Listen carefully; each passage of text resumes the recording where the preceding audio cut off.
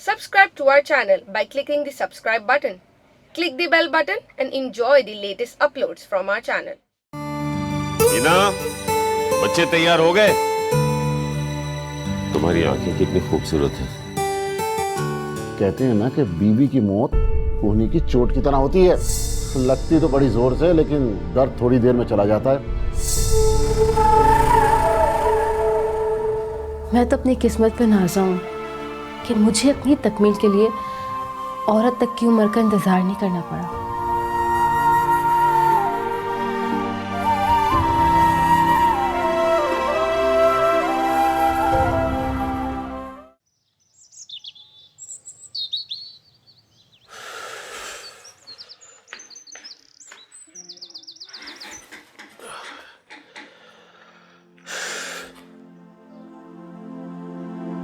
इस बिस्तर पर जरूर कोई लेटा होगा।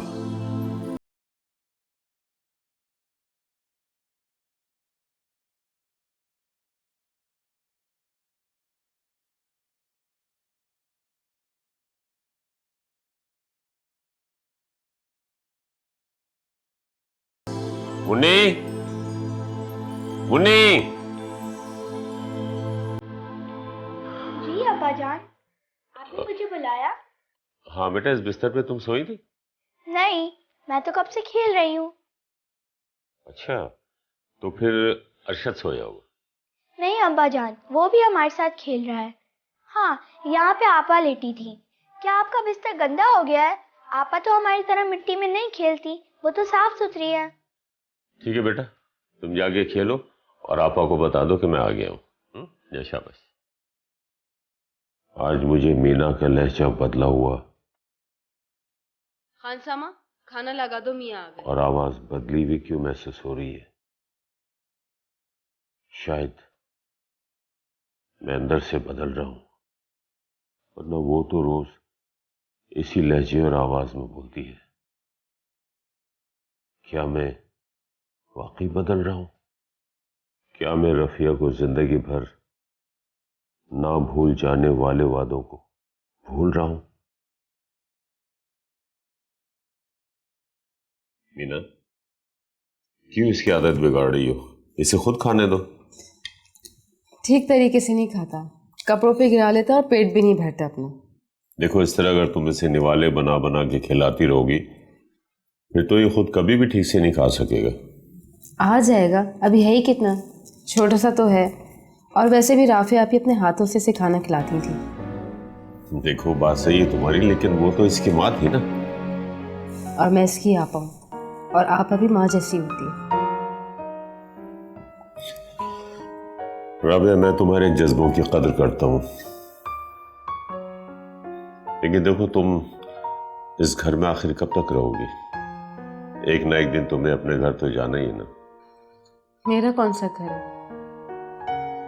मैं तो यहाँ रोज सुबह आती हूँ और रात में अपने घर चली आती हूँ। ये कौन सा नया घर है जो आपने मेरे लिए ढूंढ लिया? मीना, तुम मेरी बात को समझ रही हो लेकिन मजाक में टाल रही हो। मैं कुछ समझना नहीं चाहती, और मैंने अब तक इस मुतालिक कुछ सोचा भी नहीं है। देखो मीना, मोमानी बी के इंतकाल के बाद जिस तरह मुन्नी और अरशद की जिम्मेदारी मुझ पर है, इसी तरह तुम्हारी जिम्मेदारी भी मुझ पे है।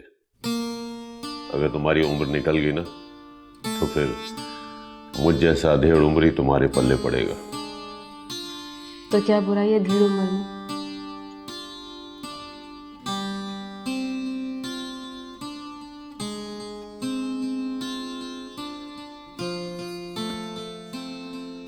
मीना, बच्चे तैयार हो गए? बच्चे तो स्कूल भी चले गए और मैंने आपके जूते पॉलिश कर दिए।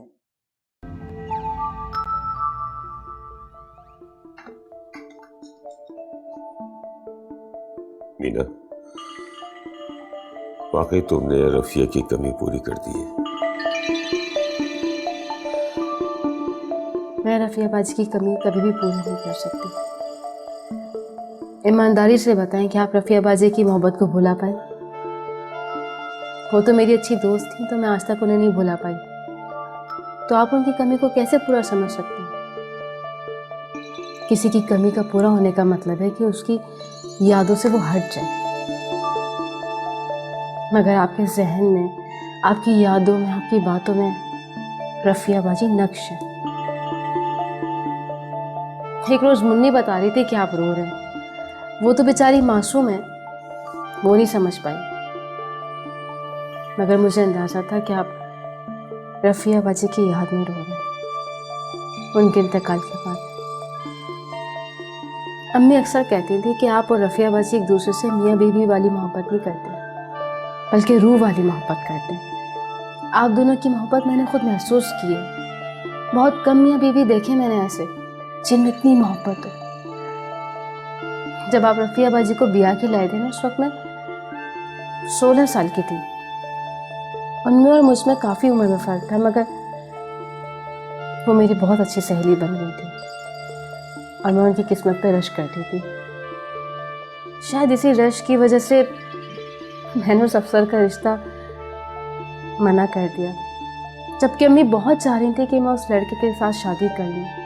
लड़का बहुत अच्छा है, कमाता है, अच्छे ख़ानदान का है। अगर रफिया बाजी के एक नहीं ने मेरी सारी मुश्किलें आसान कर दी। अम्मी की सारी दलीलें धरी की धरी रह गई। अरे मैं कितनी बातों नहीं हूँ, आपको बातों में लगा दिया। मैं आपके जूते लेके आती हूँ ताकि आप ऑफिस के लिए तैयार हो जाएं। मीना, तुम वाकई बहुत अच्छी हो। क्यों, मैंने आपको याद दिला दिया क्या? नहीं नहीं, ये बात नहीं है मीना। दरअसल बात यह है कि दुनिया का ताकतवर तरीन इंसान भी जब बिन माँ के बच्चों की परवरिश करता है ना, तो कमजोर हो जाता है। लेकिन तुम्हारी मौजूदगी ने ना तो मुझे कमजोर होने दिया है और ना ही मेरे बच्चों को माँ की कमी का एहसास होने दिया है। देखो मीना, बात जो है वो प्यार और ममता की होती है। देखभाल के लिए तो आया भी करती है, लेकिन उसका रवैया वो ही पेशावराना होता है जिसमें न माँ की मोहब्बत होती है और न प्यार होता है। मीना, कभी कभी मुझे यूं महसूस होता है कि मैंने इस घर की और बच्चों की जिम्मेदारी तुम पे डाल दी है। मुझे महसूस होता है कि मैं कोई बहुत बड़ा गुनाह कर रहा हूं। गुनाह?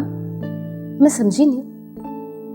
मीना, मुझे कभी कभी ऐसा लगता है कि तुम लड़की की उम्र में ही औरत बन गई हो।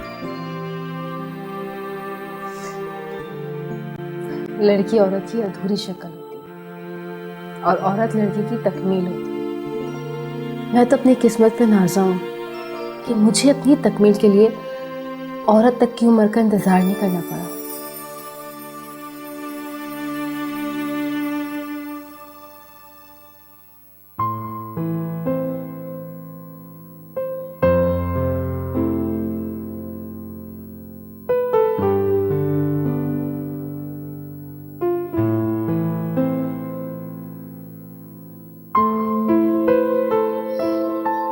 माफ कीजिएगा, आपकी इजाजत के बगैर आपकी किताब लेके गई थी पढ़ने के लिए।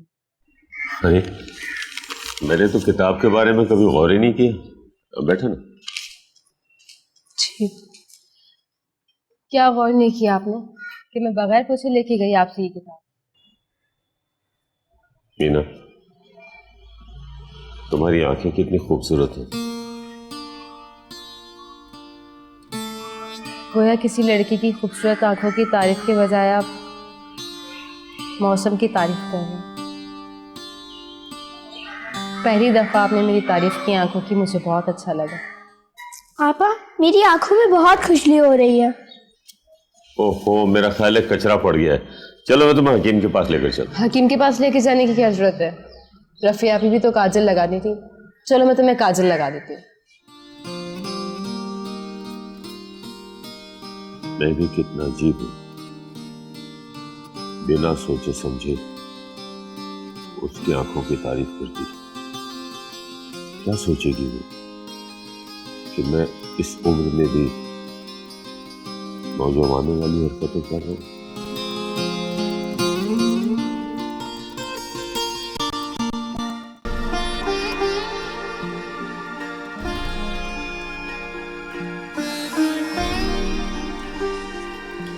अब्बा जान आप आ गए। मैं खान साहब से कह दूं कि खाना लगवा दे। क्यों, तुम्हारी आपा नहीं है क्या? उनको बहुत तेज बुखार है, वो तो खुद आना चाह रही थी, फिर उनको चक्कर आ गए तो उन्होंने मुझे भेज दिया। अच्छा ठीक है बेटा, तुम खाना लगवा दो। या। मैं भी कितना बेअखलाक हूँ, वो मुझसे, मेरे बच्चों से कितनी हमदर्दी करती है और मैं उसकी खबर लेने की बजाय यहाँ हूँ।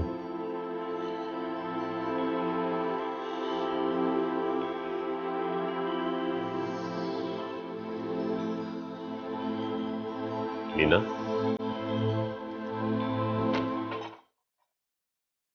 हाँ लेटी रहो लेटी रहो लेटी। तबीयत कैसी है? अच्छी हूँ मैं, बैठे ना। खान साहब को भिजवा देती ना, इसीलिए तो कहता हूँ शादी कर लो। मुमानी के बाद तुम बिल्कुल अकेली होके रह गई हो, कोई तो हो ना तुम्हें देखभाल करने वाला। यही बात मैं आपसे काफी दफा कर चुकी हूँ। देखो मेरी बात कुछ और है, मैं मर्द हूं और तुम लड़की हो, तुम्हें देखभाल और सहारे दोनों चीजों की जरूरत है। लगता है ये काम मुझे ही करना पड़ेगा। मुमानी जी के बहुत से एहसानात हैं मुझ पे। मैं तुम्हारे लिए कोई अच्छा सा लड़का ढूंढ लेता हूँ। अच्छा सा लड़का? क्या मतलब? जो तुम्हें पसंद हो। आपको नहीं मालूम मेरी पसंद? जिंदगी तो तुमने गुजारनी ना उसके साथ। जिस खूबी और फितरत का मालिक होना चाहिए वो तुम मुझे बता दो, मैं वैसे ही लड़का ढूंढ लूंगा। और अगर ना मिले तो? कैसे नहीं मिलेगा, मैं उसे कहीं से भी ढूंढ लाऊंगा। तो फिर मेरी भी एक शर्त है, आपको दूसरी शादी के लिए राजी होना पड़ेगा। रफिया के बाद मैंने शादी को कभी सोचा ही नहीं। तो ठीक है, मैं भी अपनी शर्त पे कायम रहूंगी। शर्त पे कायम रहने के लिए पहले तुम्हारा बुखार उतरना जरूरी है। मैं हकीम साहब के पास जाके तुम्हारे लिए दवाई लेकर आता हूँ। नहीं नहीं, आपने खाना नहीं खाया होगा, पहले आप खाना खा लें। हकीम साहब कहीं भागी नहीं जा रहे। नहीं नहीं, मैं पहले तुम्हारे लिए दवा लेकर आता हूँ।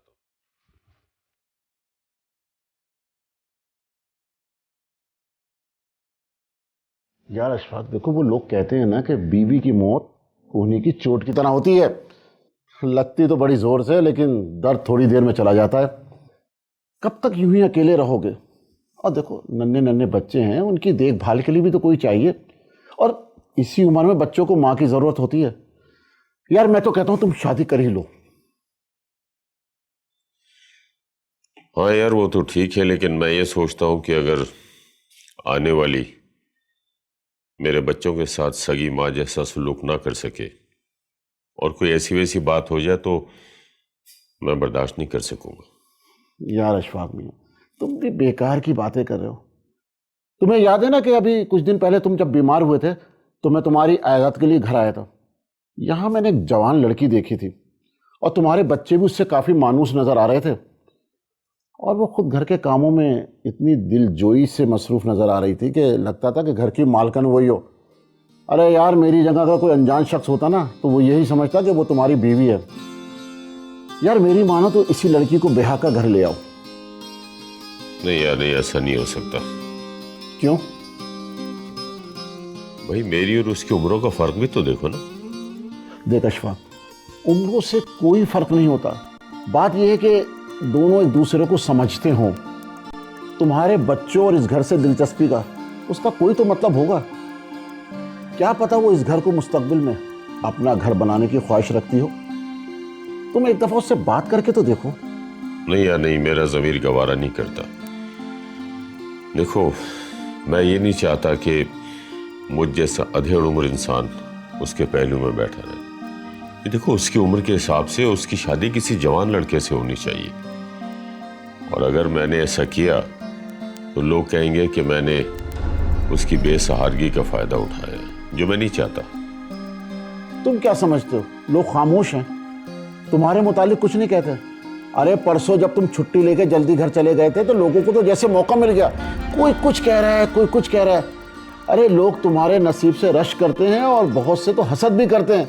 लोग तो यहाँ तक कहते हैं कि अशफाक मियाँ औरतों के मामले में बड़े खुश नसीब हैं। देखो मैं कहता हूँ कि एक दफ़ा तो बात तो करो यार, बच्चे भी खुश हो जाएंगे, उन्हें एक माँ मिल जाएगी और तुम्हारी तन्हाई भी दूर हो जाएगी।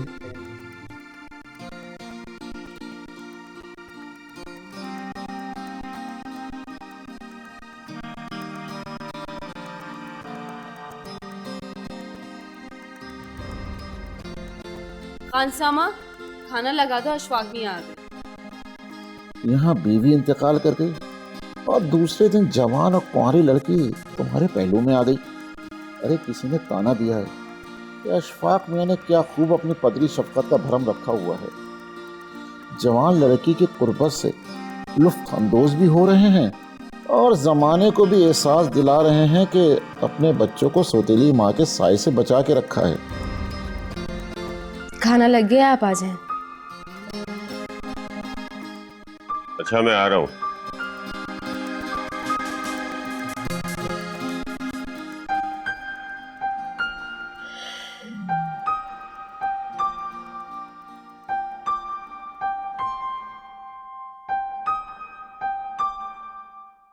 नहीं मीना, मैं तुम्हारे घर आके नहीं रह सकता। मुझे मालिक मकान ने 1 माह की मोहलत दी है। इस दौरान मैं अपने लिए कोई किराए का मकान ढूंढ लूंगा। मेरे घर रहने में क्या बुराई है? देखो मीना, जिस घर से मुझे मुमानी से ममता का प्यार मिला है, उस घर का बड़ा मान है मेरे दिल में। लेकिन दुनिया ये नहीं समझती, जितनी जबानें होती है ना, उतनी ही बातें होती हैं। कोई बातें नहीं होंगी, और वो किसी गैर का घर नहीं है, आपकी अपनी मुमानी भी का घर है। और मुमानी भी तो माँ जैसी होती है। आज अगर वो यहाँ पर नहीं तो क्या दुनिया आपके और मुमानी के रिश्ते को भूल गई है? मीना, दुनिया तो जिंदा लोगों के साथ रिश्ता जोड़ देती है। अगर मैं तुम्हारे घर में आके रहूंगा तो फिर पता नहीं लोग क्या बातें करेंगे, क्या सोचेंगे। और सच्ची बात पूछो तो मुझे पहली दफा ये एहसास हुआ है कि लोग तुम्हारे और मेरे बारे में क्या सोचते हैं।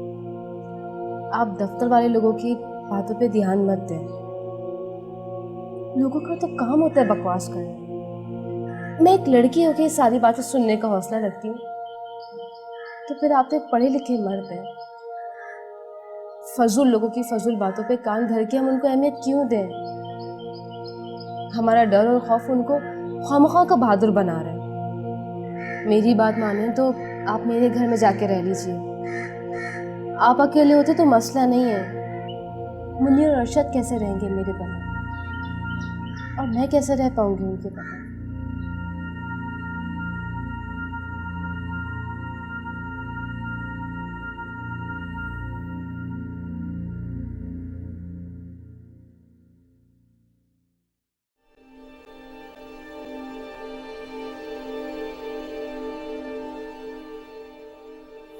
अब तो अम्मी जान है ही नहीं, तो ये जेवर कौन पहनेगा?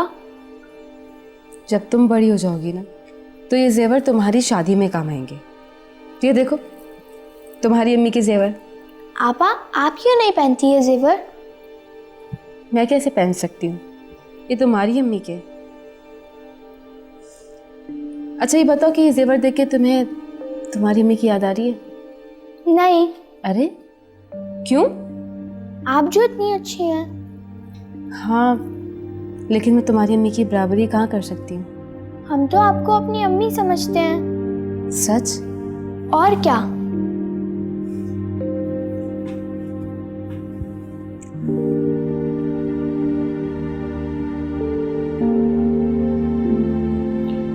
अच्छा ये बताएं, लड़का करता क्या है? उस्मान साहब अगर आप बुरा ना माने तो मैं उस लड़के से मिलना चाहता हूँ। देखिए, सिर्फ तालीम याफ्ता होना या कमाऊ होना ही काफ़ी नहीं है। दरअसल मैं मीना के जहन को बहुत अच्छी तरह से समझता हूँ और मैं चाहता हूँ कि जो भी लड़का उसकी ज़िंदगी में आए उसकी जहनी हम आहंगी हो उसके साथ। आप ऐसा करें ना, किसी दिन उस लड़के को मेरे घर ले आए जी मैं खुद उससे मिलना चाहता हूँ। जी मैं सारे फैसले बहुत सोच समझ के करता हूँ। ठीक है, बहुत शुक्रिया, अल्लाह हाफिज। अशफाक मियां, क्या तुम दुरुस्त फैसला करने जा रहे हो? हाँ,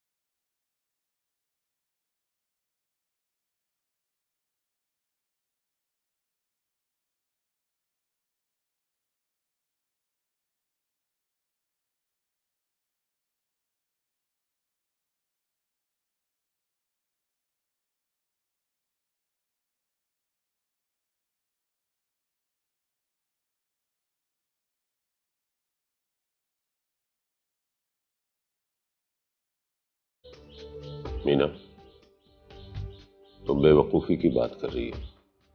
क्या पता मेरी बेवकूफ़ी किसी की अक्लमंदी पे भारी हो।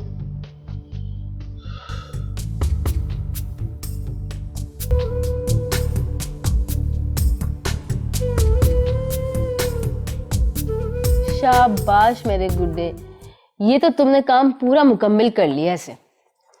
मेरा काम भी मुकम्मल हो गया आपा। शाबाश मेरी गुड़िया।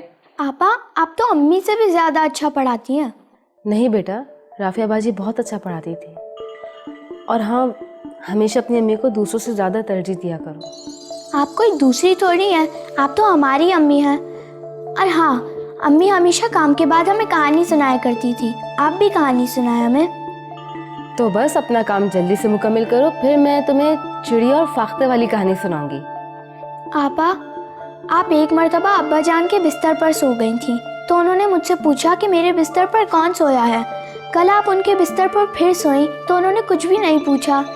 क्या ये आपका घर है इसलिए? नहीं बेटा, ये मेरा घर नहीं है, ये हम सबका घर है। क्या तुम इसे अपना घर नहीं समझती? जब आपको अपनी अम्मी समझते हैं तो इस घर को क्यों नहीं? अगर वो लड़का किसी दिन आ गया और अशफाक को मेरे लिए मौजू लगा तो क्या मुन्नी और अरशद को फिर अम्मी से महरूम होना पड़ेगा? मैं ऐसा हरगिज़ होने नहीं दूंगी। मुन्नी और अरशद को मेरी ज़रूरत है ज़्यादा। मैं किसी को इनकी अम्मी छीनने नहीं दूंगी। जी मैं बिल्कुल ठीक हूँ। आप कैसे हैं? हाँ उस्मान साहब, दरअसल मैं अभी तक कोई फैसला नहीं कर सका। देखिए उस्मान साहब, ये जो शादी ब्याह के मामले होते हैं ना, ये बहुत नाजुक होते हैं। बहुत सोच कर और परख के फैसला करना पड़ता है। आप तो जानते ही हैं कि मीना की शादी की जिम्मेदारी मुझ पर है और मैं जल्दबाजी में कोई फैसला करके उसके अरमानों का गला नहीं घोटना चाहता। हाँ मैं जानता हूँ कि वो लड़का आपका भतीजा है। ये लड़का तो माशाल्लाह बहुत अच्छा है, और जो चीज़ मैंने महसूस की है वो ये है कि मीना और उसके मिजाजों में इम्तिजाज नहीं है। तो ऐसी सूरत में मुझे रिश्ता मंजूर नहीं है। ठीक है, थैंक यू।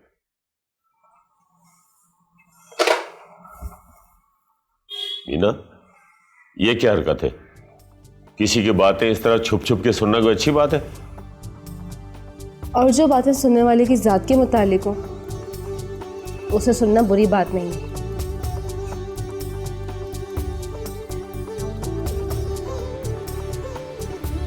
तुम क्यों सच का सामना करने से घबरा रहे हो?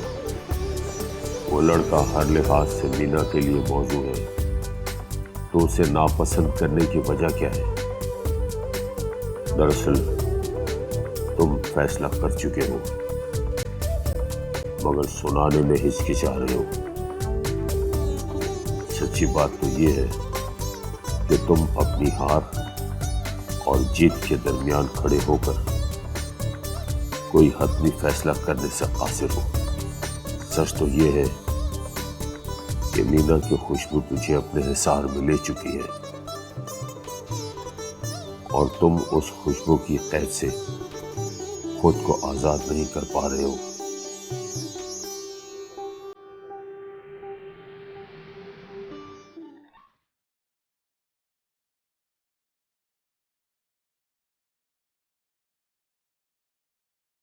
जी, आपने मुझे बुलाया? मीना, बच्चे सो गए? हाँ, वो तो सो गए। अच्छा, ठीक। ये देखो, मैं तुम्हारे लिए एक नॉवेल लाया हूँ, इसे जरूर पढ़ना, बहुत अच्छा नॉवेल। अच्छा, शुक्रिया, लेकिन मुझे आपसे ज़रूरी बात करनी थी। बैठो।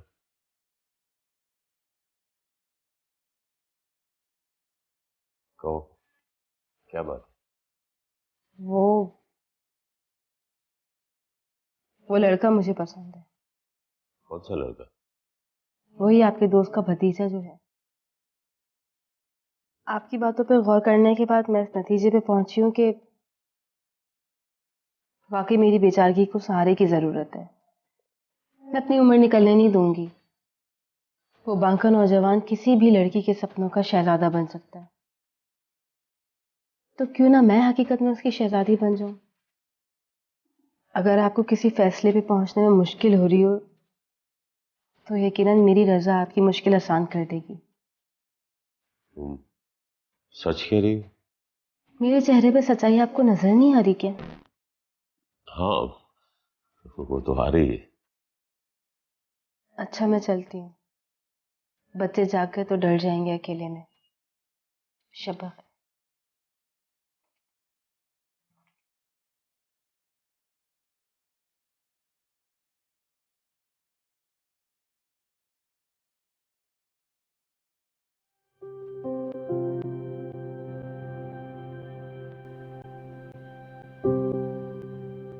वो बांका नौजवान किसी भी लड़की के सपनों का शहजादा बन सकता है, तो क्यों ना मैं हकीकत में उसकी शहजादी बन जाऊं। अगर आपको किसी फैसले पे पहुंचने में मुश्किल हो रही हो तो यकीनन मेरी रजा आपकी मुश्किल आसान कर देगी।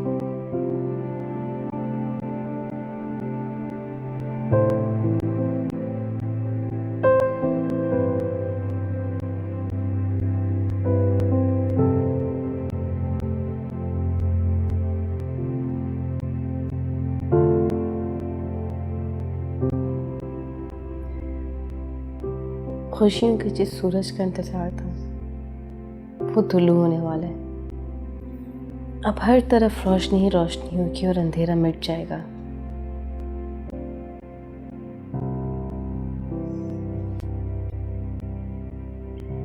आपा, आप इतनी रात को क्यों जाग रही हैं और किससे बातें कर रही हैं?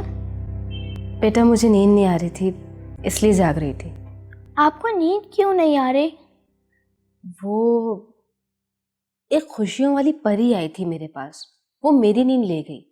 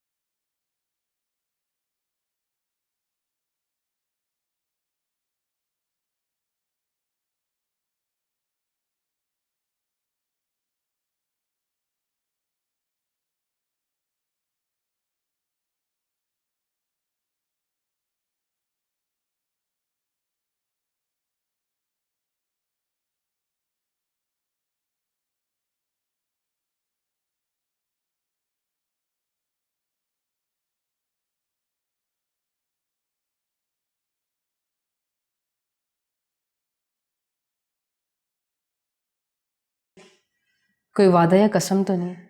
अच्छा, खुद पे यकीन नहीं था क्या? अगर यकीन होता तो साबित कदम रहती। मैं तो समझा था कि तुम अपनी शर्त पर कायम रहोगे। दरअसल मैं आपको आपके फैसले से हटाना चाहती थी। मैं चाहती थी कि मुन्नी और अरशद को माँ मिल जाए, लेकिन आप तो रफिया बाजी के किए गए वादों की जंजीरों में इस तरह झगड़े हुए हैं कि मुन्नी और अरशद के बारे में कुछ सोचना ही नहीं चाहते। इंसान फितरतन खुदगर्जी होता है, इसलिए मैंने भी सोचा कि मैं अपनी जवानी और उम्र क्यों दांव पे लगाऊं, कब तक अकेली जिंदगी गुजारूं। मैं भी एक लड़की हूं, मैं भी अपने नाम के साथ किसी और नाम की आरजू रखती हूँ। अपनी जिंदगी अपने मुताबिक गुजारने का पूरा हक है मुझे। मीना, मुझे समझ में नहीं आ रहा कि तुम पहले झूठ बोल रही थी या बोल रही हो।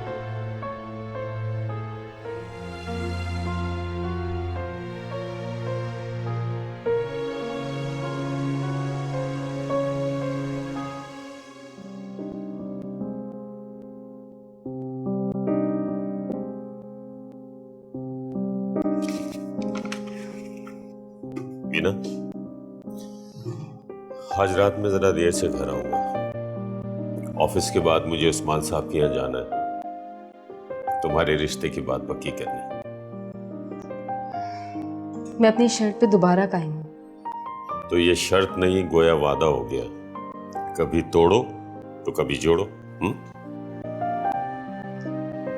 वादे तो अक्सर टूट जाया करते हैं, शर्तें नहीं। मीना,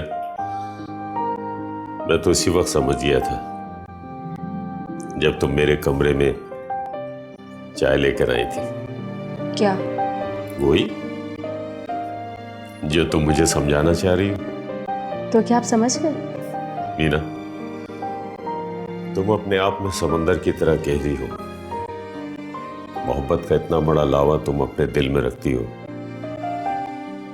और उसे तुमने कभी फटने नहीं दिया। वैसे मैं कल रात ही समझ गया था कि तुम मुझे एक दुरुस्त फैसले पे पहुंचाना चाहती हो। वो कैसे?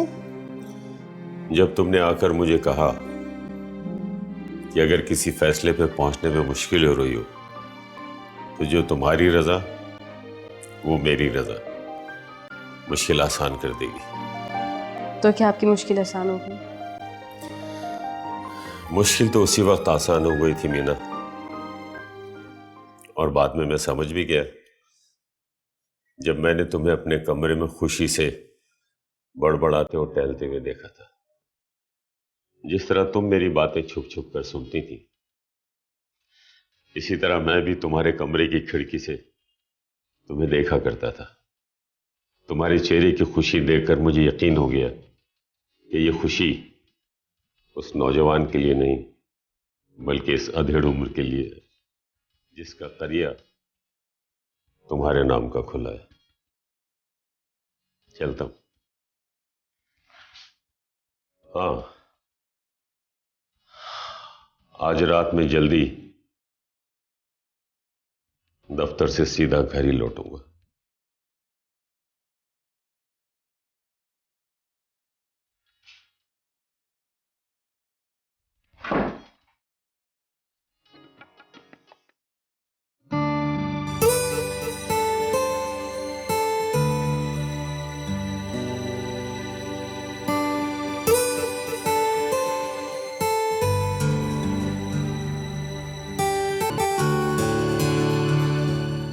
खानसामा, खाना लगा दें, वो आ गए। आज मीना का लहजा और आवाज दोनों बहुत खूबसूरत लग रहे हैं।